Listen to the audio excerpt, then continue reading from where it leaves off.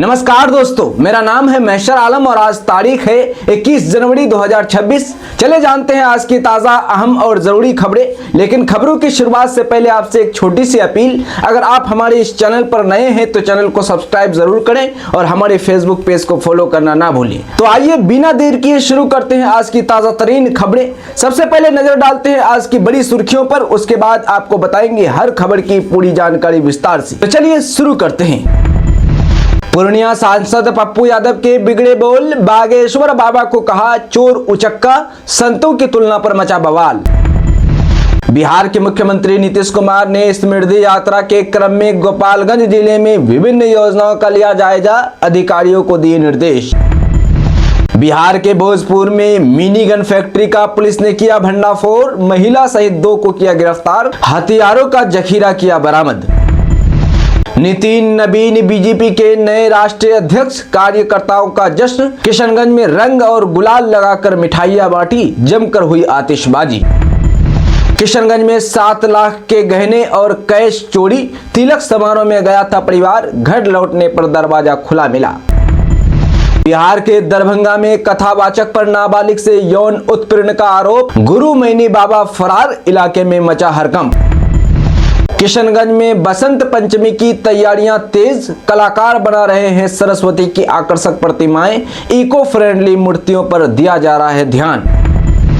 पूर्णिया, अररिया, किशनगंज, कटिहार में प्रतिबंध के बावजूद सड़कों पर दौड़ रही जुगाड़ गाड़ियां यानी फटफटिया, प्रशासन रोक लगाने में विफल, पर्यावरण और राहगीरों की सुरक्षा को खतरा।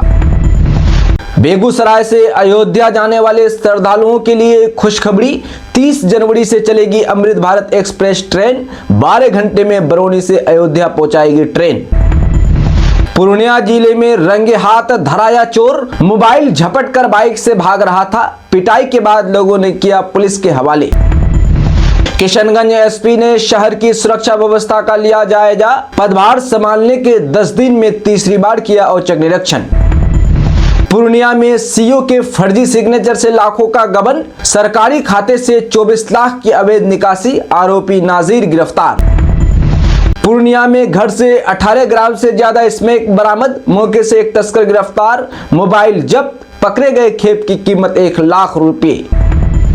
सोमवार शाम पूर्णिया से बारसोई जा रही एक सवारी बस का टायर फटा, डायटन के पास बस सड़क से नीचे उतरी, बाल बाल बचे यात्री। अररिया के पलाशी में शराब तस्करी के आरोप में युवक गिरफ्तार, 4.2 लीटर अवैध शराब जब्त, पुलिस ने कोर्ट में पेश किया। पूर्णिया में मसाला डोसा से निकला लोहे का टुकड़ा, रेस्टोरेंट के मालिक ने नहीं मानी गलती, बदतमीजी पर भड़क गए कस्टमर्स, किया हंगामा। कटिहार जिले के डंडखोरा में चोरी की मोटरसाइकिल के साथ 2 युवक गिरफ्तार, वाहन चेकिंग के दौरान पकड़ा गया, बिना नंबर और दस्तावेज वाले गाड़ी की जांच जारी। पार्टी को कमजोर करने वालों के लिए जेडीयू में कोई जगह नहीं, आरसीपी सिंह पर ललन सिंह का कड़ा प्रहार। वहीं नितिन नवीन को भाजपा का अध्यक्ष बनाए जाने पर बधाई देते हुए कहा कि उनमें नेतृत्व करने की क्षमता है और भाजपा को बहुत आगे लेकर जाएंगे। कटिहार के फलका थाना पुलिस ने 5 शराबियों को किया गिरफ्तार, ब्रेथ एनालाइजर से शराब पीने की पुष्टि, मद्य निषेध अधिनियम के तहत न्यायिक हिरासत में भेजा गया जेल। बीजेपी के साथ मैच फिक्सिंग के आरोपों पर एआईएमआईएम चीफ असदुद्दीन अवैसी ने पलटवार किया है। उन्होंने कहा है कि मैं चुनाव लड़ता रहूंगा, मेरे प्रति नफरत और आरोप बताते हैं कि मैं जो कर रहा हूं उसमें सफल हो रहा हूं। जी हां, उन्होंने कहा कि इन लोगों को लगता है कि ओवैसी और एआईएमआईएम की वजह से राजनीतिक संतुलन बिगड़ रहा है। फिर उन्होंने कहा कि हम मुस्लिम समुदाय को हो रहे नुकसान को ठीक करने के लिए हम राजनीतिक संतुलन बिगाड़ेंगे, चाहे कुछ भी हो जाए। ओवैसी ने आगे कहा कि जब आपने बिहार में हमारे 4 विधायक ले लिए थे तो क्या वह गांधीवादी काम था? उन्होंने कहा कि ये लोग कितने बेशर्म है, जब वह विधायकों को तोड़ते हैं तो वो बड़ा नेक काम है, और वही काम महाराष्ट्र में हो गया, शिवसेना के 2 टुकड़े हो गए, एनसीपी के 2 टुकड़े हो गए, कर्नाटक में कांग्रेस की सरकार के विधायक भाग गए, मध्य प्रदेश में भाग गए, तो आपने आसमान को सर पर उठा लिया। यही उन लोगों की हिपोक्रेसी है, इनका दोहरा रवैया है। अवैसी ने कहा कि आप हमारे 4 तोड़े, माशाअल्लाह से हम 2 बार जीते। दोस्तों, अपने बेबाक और अक्सर विवादित बयानों के लिए चर्चा में रहने वाले पूर्णिया के निर्दलीय सांसद पप्पू यादव ने एक बार फिर सियासी गलियारों में हलचल तेज कर दी है। दिल्ली प्रस्थान करने से पहले पटना एयरपोर्ट पर पत्रकारों से मुखातिब होते हुए पप्पू यादव ने बागेश्वर धाम के पीठाधीश्वर पंडित धीरेन्द्र कृष्ण शास्त्री पर तीखा हमला बोला है। उन्होंने कथावाचक के लिए चोर, उचक्का जैसे शब्दों का इस्तेमाल किया, जिसके बाद बिहार की राजनीति में आरोप प्रत्यारोप का दौर शुरू हो गया है। दरअसल धीरेन्द्र कृष्ण शास्त्री द्वारा हाल ही में जातिवाद और राष्ट्रवाद पर दिए गए बयान को लेकर जब पत्रकारों ने पप्पू यादव से सवाल पूछा तो वे भड़क गए। उन्होंने कहा कि ये कौन है धीरेन्द्र, आप लोग चोर उचक्के को कथावाचक बना रहे हैं। उन्होंने आगे सवालिया लहजे में पूछा कि क्या धीरेन्द्र शास्त्री की तुलना ओशो या आचार्य राम मूर्ति जैसे महान विचारकों से की जा सकती है। पप्पू यादव ने सच्चे संतों का उदाहरण देते हुए कहा कि हमारे देश में प्रेमानंद जी महाराज जैसे संत हैं जो निस्वार्थ भाव से प्रेम और मुस्कान का संदेश देते हैं। ऐसे संतों की इज्जत होनी चाहिए, न कि उनकी जो धर्म के नाम पर दुकान चला रहे हैं। दोस्तों, बिहार स्वास्थ्य विभाग ने चिकित्सा कॉलेजों और अस्पतालों में 1445 जूनियर रेजिडेंट पदों के लिए भर्ती की घोषणा की है। ऑनलाइन आवेदन प्रक्रिया शुरू हो चुकी है। यह भर्ती उन युवाओं के लिए एक सुनहरा अवसर है जो सरकारी डॉक्टर बनने का सपना देख रहे हैं। यह उन हजारों युवाओं के लिए एक महत्वपूर्ण मौका है जो इस भर्ती का इंतजार कर रहे थे। इच्छुक उम्मीदवार निर्धारित तिथि तक आवेदन कर सकते हैं। महिला इंजीनियर को फेसबुक पर शादीशुदा युवक से हुई मोहब्बत, घर से भाग कर लिए 7 फेरे, अब पति पर दहेज मांगने के साथ तीसरी शादी का लगाया आरोप। जी हां, आपको बता दें कि बिहार के बांका जिले में सोशल मीडिया के जरिए शुरू हुआ एक प्रेम संबंध अब दहेज उत्पीड़न, धोखाधड़ी और बहु विवाह के संगीन आरोप में तब्दील हो गया है। शंभूगंज थाना क्षेत्र के चटमहडी गाँव की रहने वाली नीलू कुमारी ने अपने पति नवनीत राज के खिलाफ न्याय की गुहार लगाते हुए पुलिस में लिखित शिकायत दर्ज कराई। पीड़िता का आरोप है कि उसके पति ने 10 लाख रुपए दहेज की मांग पूरी न होने पर न केवल उसे प्रताड़ित किया बल्कि उसे धोखे में रखकर तीसरी शादी भी रचा ली। पीड़िता नीलू कुमारी ने नोएडा की एक निजी कंपनी में इंजीनियर के पद पर कार्यरत थी। घटना की पुष्टि साल 2023 से जुड़ी है, जब फेसबुक के माध्यम से उनकी दोस्ती मुंगेर जिले के फरदा गाँव निवासी नवनीत राज से हुई थी। धीरे धीरे ये दोस्ती प्यार में बदल गई और दोनों परिवारों की रजामंदी से साल 2024 में धूमधाम से उनकी शादी संपन्न हुई। शादी के बाद नीलू ने एक बेटी को जन्म दिया, लेकिन खुशियों का ये माहौल ज्यादा दिनों तक नहीं टिक सका।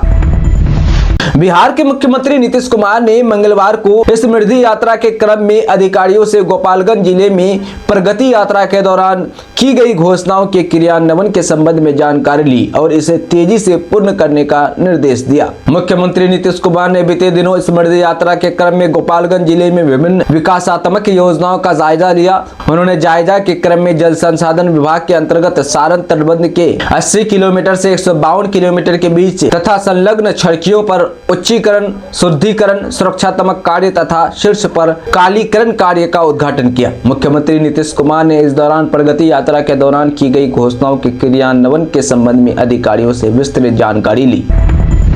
बिहार में 10,000 जीविका दीदियों को मार्च तक लोन मिलेगा। जी हां, जीविका बैंक निधि ये लोन रोजगार और व्यवसाय शुरू करने या उन्हें आगे बढ़ाने के लिए देगा। इस प्रक्रिया को आसान बनाने के लिए 150 मास्टर ट्रेनर बनाए गए हैं जो दीदियों को लोन लेने की पूरी जानकारी देंगे। लोन के लिए आवेदन से लेकर राशि मिलने तक की सारी प्रक्रिया ऑनलाइन होगी। जीविका दीदियों को 15,000, 75,000 और 2 लाख रुपए के 3 तरह के लोन मिलेंगे। जीविका बैंक की ओर से राज्य भर में 10,000 दीदियों को मार्च तक लोन देने का लक्ष्य तय किया गया है। इस लक्ष्य को पूरा करने के लिए तेजी से काम चल रहा है। जीविका बैंक का मकसद दीदियों को अपना रोजगार या व्यवसाय शुरू करने और उसे बेहतर बनाने में मदद करना है। इसके लिए उन्हें आर्थिक सहायता दी जा रही है।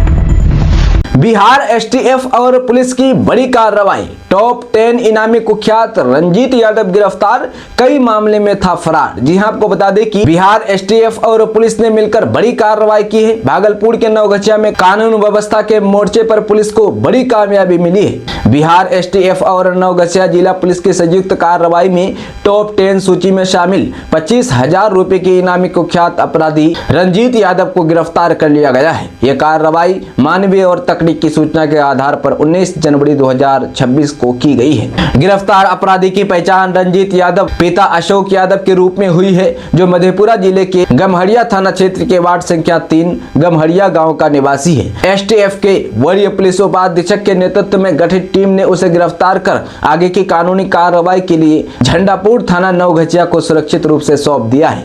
पुलिस के अनुसार रंजीत यादव झंडापुर थाना क्षेत्र में लंबे समय से सक्रिय था। उसके खिलाफ हत्या के प्रयास, अपहरण और आर्म्स एक्ट समेत गंभीर धाराओं में कई आपराधिक मामले दर्ज हैं। वह लंबे समय से फरार चल रहा था और उसकी गिरफ्तारी के लिए लगातार छापेमारी की जा रही थी। जांच में यह भी सामने आया है कि रंजीत यादव कुख्यात अपराधी गुरुदेव मंडल के गिरोह का सक्रिय सदस्य रहा, जिसकी जान पूर्व में पुलिस मुठभेड़ में हो चुकी थी।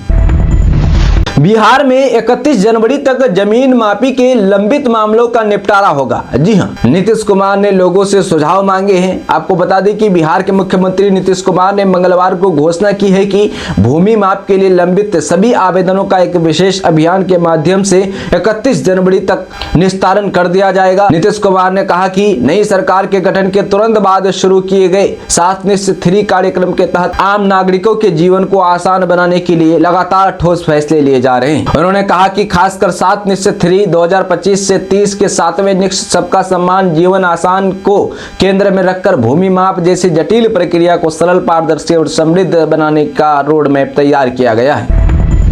बिहार में बड़ा घोटाला, सरकारी खजाने से 69 लाख की हुई घोटाला। ऑपरेटर के नाम पर अधिकारियों ने खेली बड़ी चाल। जी हां, आपको बता दें कि बिहार के परिवहन विभाग में भ्रष्टाचार का एक ऐसा सिस्टम काम कर रहा है जहां सरकारी खजाने में सेंध लगाना अब आम बात हो गई है। रोहतास के बाद अब भोजपुर जिला परिवहन कार्यालय DTO में 69 लाख रुपए के टैक्स गबन का बड़ा खुलासा हुआ है। कहने को तो गाज एक डेटा ऑपरेटर पर गिरी है, लेकिन 69 लाख जैसी भारी भरकम राशि का गायब होना विभाग की कार्यप्रणाली पर गंभीर सवाल खड़े करता है। क्या वाकई एक अदना सा डेटा ऑपरेटर बिना बड़े अधिकारियों की मिली भगत से हफ्तों तक टैक्स का पैसा अपनी जेब में रख सकता है? यह मामला सिर्फ एक व्यक्ति की चोरी नहीं बल्कि पूरे विभाग की मिली भगत की ओर इशारा कर रहा है। भोजपुर DTO कार्यालय में RTPS काउंटर के जरिए वाहन मालिकों से नकद टैक्स वसूला जाता था। आरोपी डेटा ऑपरेटर अजय कुमार सिन्हा पर आरोप है कि उसने साल 2025 के दौरान कुल 69,11,698 रुपए की टैक्स राशि जमा तो की, लेकिन उसे सरकारी खजाने चालान में नहीं भेजा। कायदे से यह राशि प्रतिदिन नाजिर के माध्यम से बैंक में जमा होनी चाहिए थी, लेकिन यहां महीनों तक वसूली का पैसा सीधे ऑपरेटर की तिजोरी पर जाता रहा और विभाग सोता रहा।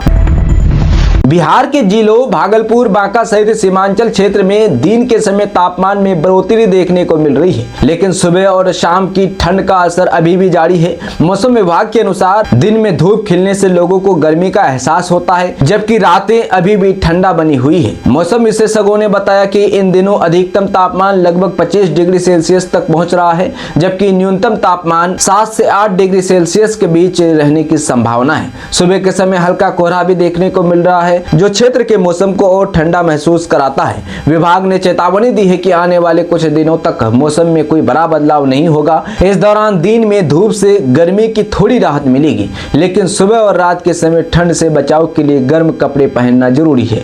स्थानीय लोग सुबह के समय और शाम को बाहर निकलते समय हल्का कोहरा और ठंड का सामना कर रहे हैं। कृषि विशेषज्ञों का कहना है कि ठंड मौसम किसानों के लिए फसल सुरक्षा और कीट संक्रमण के लिहाज से संवेदनशील होता है, इसलिए इस समय फसलों की देखभाल विशेष रूप से जरूरी है। दोस्तों, बिहार पंचायत चुनाव में कैमरे से होगी फर्जी वोटर की पहचान। पंचायती राज मंत्री दीपक प्रकाश ने बताया प्लान। जी हां, आपको बता दें कि बिहार में इस साल होने वाले पंचायत चुनाव को लेकर तैयारियां शुरू हो गई है। इस बार का पंचायत चुनाव कई मायने में खास होने वाली है। फर्जी मतदान पर अंकुश लगाने के लिए तकनीक का उपयोग किया जाएगा। फेशियल रिकग्निशन से बॉक्स वोटर की पहचान की जाएगी। अगर कोई व्यक्ति दोबारा फर्जी मतदान करने आता है तो कैमरे से उसकी पहचान की जाएगी। बिहार के पंचायती राज राज्य मंत्री दीपक प्रकाश ने इस बारे में जानकारी दी है। मंत्री ने औरंगाबाद में मीडिया से बातचीत के दौरान कहा है कि पंचायत चुनाव 2026 में बॉक्स वोटिंग पर रोक लगाने के लिए अहम कदम उठाए गए हैं। उन्होंने कहा कि चुनाव प्रक्रिया को निष्पक्ष और सरल बनाने के लिए नई तकनीक का इस्तेमाल किया जा रहा है ताकि लोगों का चुनाव प्रक्रिया में विश्वास बढ़ सके। उन्होंने कहा कि इस साल होने वाले पंचायत चुनाव में कुछ बदलाव देखने को मिलेंगे। इस साल आरक्षण का नया रोस्टर लागू होगा। इस बार पंचायत चुनाव ईवीएम से कराए जाएंगे। 6 पदों के लिए एक साथ वोटिंग होगी। इसके लिए 6 अलग अलग बैलेट मशीन लगाई जाएंगी। मतदान केंद्रों पर अलग अलग रंगों की बैलेट यूनिट में मतदाता सभी पदों पर वोट डाल सकेंगे। दोस्तों, बिहार विधानसभा चुनाव के नतीजों के बाद राष्ट्रीय जनता दल आरजेडी अब बड़े बदलाव के दहलीज पर है। नेता प्रतिपक्ष तेजस्वी यादव ने हार की समीक्षा के बाद पार्टी में ऑपरेशन क्लीन शुरू करने का फैसला किया है। इस रणनीतिक कदम का उद्देश्य संगठन से भीतर घातियों, बागियों और निष्क्रिय नेताओं को बाहर कर नई ऊर्जा का संचार करना है। तेजस्वी यादव अब केवल रैलियों तक सीमित न रहकर सीधे कार्यकर्ताओं से जुड़ेंगे और प्रदेश कार्यालय में नियमित बैठकर पार्टी की कमान संभालेंगे। 25 जनवरी की बैठक इस नई कार्य योजना के लिए निर्णायक साबित होने वाली है। वहीं आरजेडी अपने संगठन को पूरी तरह से रीसेट करने की तैयारी में है। तेजस्वी यादव के निर्देश पर पंचायत से लेकर प्रदेश स्तर तक की सभी कमेटियां भंग की जा रही है। पार्टी का नया लक्ष्य एक ऐसा समावेशी ढांचा तैयार करना है जिसमें हर जाति और धर्म की अनुपातिक भागीदारी हो। इस पुनर्गठन का मकसद संगठन को अधिक धारदार और जमीनी बनाना है ताकि आगामी चुनौतियों के लिए एक मजबूत और वफादार कैडर बेस तैयार किया जा सके। किशनगंज में महिला 4 बच्चों के साथ लापता, पति ने सदर थाने में दर्ज कराई गुमशुदगी की रिपोर्ट। जी हां, आपको बता दें कि एक महिला अपने 4 बच्चों के साथ लापता हो गई है। इस संबंध में लापता महिला के पति मोहम्मद सलामत ने सदर थाना में गुमशुदगी की प्राथमिकी दर्ज कराई है। यह प्राथमिकी रविवार को दर्ज की गई है। मोहम्मद सलामत के अनुसार उनकी पत्नी 11 जनवरी को घर से यह कहकर निकली थी कि वो अपनी 2 बेटियों को मदरसा छोड़ने जा रही है। वो अपने साथ मदरसा में पढ़ने वाली 2 पुत्रियों के अलावा अन्य 2 बच्चों को भी लेकर निकली थी। लापता बच्चों की उम्र 3, 8 और 11 और 5 साल बताई गई है। देर शाम तक महिला और बच्चे घर वापस नहीं लौटे। पीड़ित पति मोहम्मद सलामत ने उनकी काफी खोजबीन की लेकिन उनका कोई पता नहीं चला। इसके बाद उन्होंने सदर थाना पुलिस को घटना की सूचना दी और प्राथमिकी दर्ज करवाई। सदर थाना अध्यक्ष अभिषेक रंजन ने बताया कि महिला और 3 बच्चों के लापता होने की प्राथमिकी दर्ज की गई है। पुलिस लापता महिला और बच्चों की तलाश में जुटी हुई है। इधर परिजनों ने किसी अनहोनी की आशंका जताते हुए पुलिस से जल्द उनकी बरामदगी की गुहार लगाई है। दोस्तों, पटना के गांधी मैदान के पास पीजी गर्ल्स हॉस्टल में औरंगाबाद की एक नीट छात्रा की जान चली गई थी। हॉस्टल में मंगलवार को पूर्णिया के सांसद पप्पू यादव पहुंचे। उन्होंने बिहार में गर्ल्स हॉस्टल की कार्यप्रणाली पर सवाल खड़े कर दिए हैं। पप्पू यादव ने कहा कि पटना में बड़ी संख्या में ऐसे गर्ल्स हॉस्टल संचालित हो रहे हैं जो बिना लाइसेंस और जरूरी सुरक्षा मानकों के चलाए जा रहे हैं। न तो इन हॉस्टलों की नियमित जाँच होती है और न ही अग्निशमन, CCTV, प्रवेश निकास व्यवस्था और वार्डन की उपस्थिति जैसे बुनियादी मानकों का पालन किया जा रहा है। उन्होंने प्रशासन से मांग की है कि सभी गर्ल्स हॉस्टलों के लाइसेंस की तत्काल जांच कराई जाए और जो हॉस्टल नियमों का उल्लंघन कर रहे हैं उनके खिलाफ सख्त कार्रवाई की जाए। डिप्टी CM से हाथ जोड़कर बोला कि सम्राट बाबू, बच्चियां डरी हुई है, उन्हें बचा लीजिए। दोस्तों, पूर्णिया के रुपोली अंचल कार्यालय से भ्रष्टाचार का गंभीर मामला सामने आया है। तत्कालीन नाजिर और LDC स्टाफ शिशिर कुमार पर CO के फर्जी सिग्नेचर से सरकारी खाते से 24 लाख की अवैध निकासी करने का आरोप लगा है। मामले की जानकारी मिलते ही शिवानी सुरभि ने सख्त कदम उठाते हुए पुलिस में शिकायत दर्ज कराई, जिसके बाद पुलिस ने आरोपी को गिरफ्तार कर लिया है। CO शिवानी सुरभि ने बताया कि मामला तब उजागर हुआ जब उन्होंने नियमित जाँच के तहत सेंट्रल बैंक ऑफ इंडिया के सरकारी खाते का बैंक स्टेटमेंट मंगवाया। जांच में सामने आया कि 1 अप्रैल 2023 से 31 दिसंबर 2025 के बीच खाते से बार बार बड़ी रकम की निकासी की गई है। जब इन रुपये से जुड़ी जांच शुरू हुई तो भारी गड़बड़ी सामने आई। बैंक स्टेटमेंट की जांच में यह साफ हुआ है कि आरोपी शिशिर कुमार ने CO का फर्जी सिग्नेचर करके चेक के जरिए किस्तों में 24,27,840 रुपए निकाले गए हैं। ये रकम पूरी तरह सरकारी राजस्व की थी जिसका इस्तेमाल निजी तौर पर किया गया। शिशिर कुमार वर्तमान में धमदाहा अनुमंडल कार्यालय में बहाल है। थे कि अररिया जिला में बसंत पंचमी के पावन अवसर पर विद्या बुद्धि और कला की अधिष्ठात्री देवी सरस्वती की पूजा पूरी उत्साह और श्रद्धा से की जाती है। हालांकि इस वर्ष सरस्वती पूजा में मूर्तियों के चयन में एक बड़ा बदलाव देखा जा रहा है। पारंपरिक मिट्टी की मूर्तियों के बजाय अब प्लास्टर ऑफ पेरिस पीओपी से बनी मूर्तियों की मांग बढ़ गई है। अररिया के चौक चौराहे, गली मोहल्ले और पंडालों में वर्षों से ये त्योहार धूमधाम से मनाया जाता रहा है। लोग पीले वस्त्र धारण कर किताबें, दबात और वाद्य मंत्रों की पूजा करते हैं। पीओपी मूर्तियों की चमकदार फिनिशिंग, ब्रिक नक्काशी और आकर्षक सुंदरता के कारण लोग इन्हें अधिक पसंद कर रहे हैं। दोस्तों, कटिहार में आगामी सरस्वती पूजा को शांतिपूर्ण और सौहार्दपूर्ण माहौल में संपन्न कराने के लिए शांति समिति की बैठक आयोजित की गई। ये बैठक विकास भवन स्थित सभागार में हुई, जिसकी अध्यक्षता जिला अधिकारी आशुतोष द्विवेदी ने की। बैठक में पुलिस अधीक्षक शेखर चौधरी सहित विभिन्न विभागों के पदाधिकारी, समाजसेवी और विभिन्न राजनीतिक दलों के नेता व कार्यकर्ता उपस्थित रहे।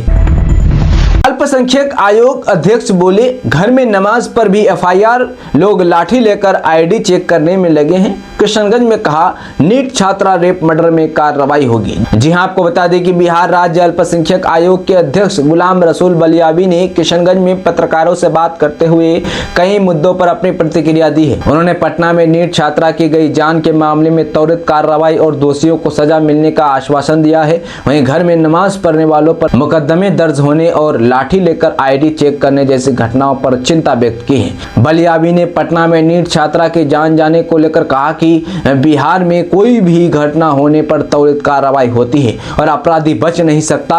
उन्होंने बताया कि छात्रा के जान जाने के बाद एसआईटी का गठन किया गया है, जो न्यायिक व्यवस्था के तहत दोषियों को सख्त सजा दिलवाएगी। उन्होंने विपक्ष पर इस मामले में राजनीति करने का आरोप लगाते हुए कहा कि बिहार में आज तक कोई अपराधी नहीं बचा है और आगे भी नहीं बचेगा, भले ही इसमें थोड़ी देर हो सकती है। संगीतकार AR रहमान द्वारा मुसलमानों के साथ भेदभाव किए जाने के आरोप पर प्रतिक्रिया देते हुए बलियाबी ने बिना नाम लिए उत्तर प्रदेश सरकार पर निशाना साधा। उन्होंने कहा कि आज घर में नमाज पढ़ने वालों पर मुकदमे दर्ज हो रहे हैं और लाठी लेकर कोई भी किसी की आईडी चेक कर रहा है। उन्होंने सवाल उठाया कि क्या ये न्यायिक और संवैधानिक अधिकार है। बलियाबी ने जोर देकर कहा कि जाति और धर्म के नाम पर किसी भी तरह का प्रतिबंध लगाना असंवैधानिक है। उन्होंने इन कृत्यों को न्यायिक और असंवैधानिक अधिकारों का उल्लंघन बताया।